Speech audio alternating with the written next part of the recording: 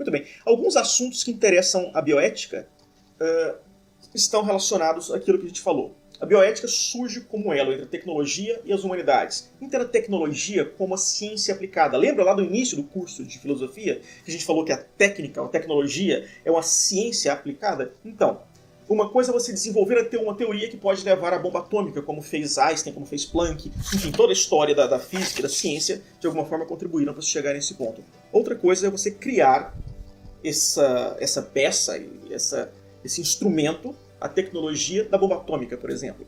Então, o que a ciência pode fazer, essa tecnologia, precisa se relacionar às áreas das ciências humanas, sejam elas jurídicas, sejam filosóficas. Ou seja, o direito e a ética precisam funcionar como arcabouço para determinar o que a ciência pode ou não fazer. Não sei se eu comentei com vocês, se eu mostrei para vocês antes, se não eu mostro depois, mas, por exemplo, tem uma equipe médica que pretende fazer uma cirurgia de transplante de corpo. Eles chamam de transplante de cabeça, mas eu acho que é muito mais no sentido mercadológico. Tirar a cabeça de uma pessoa e colocar no corpo de um cadáver. Bom, é claro que isso tem implicações científicas muito interessantes, mas eticamente isso é viável, considerando que essa pessoa que vai ter a cabeça retirada provavelmente vai morrer por conta disso, né? E existe uma série de problemas, de sofrimentos, de alterações que podem acontecer, mas essa pessoa manifestou a vontade dela de fazer. O que o direito tem a dizer sobre isso? Pode ou não pode?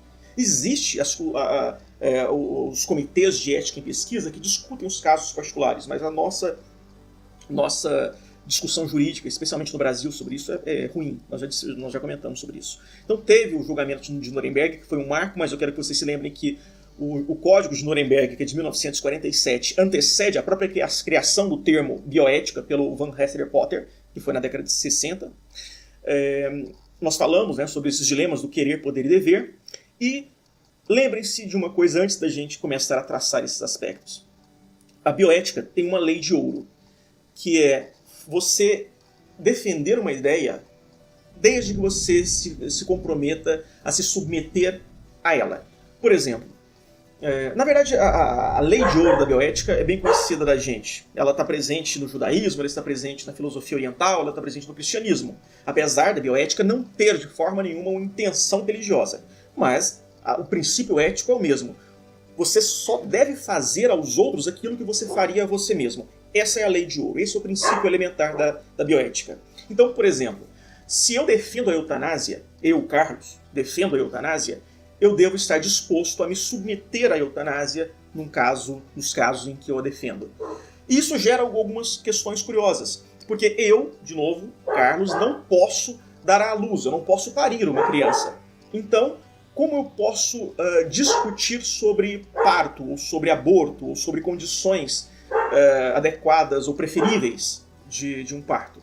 Isso não passa pela lei de ouro da bioética. Já que eu não posso dar à luz a uma criança, eu não me submeto à ideia de que eu só posso pregar um conceito a que eu me submetesse. Não é o caso.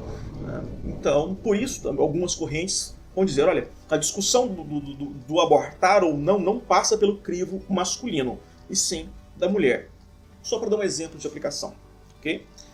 E é claro, nós estamos falando de ética, você pode discordar disso à vontade, porque nós temos as tendências da bioética, que são princípios condutores de pensamentos, e que você pode pegar elementos deles, ou cada um deles em separado, e julgar da forma que achar mais adequada.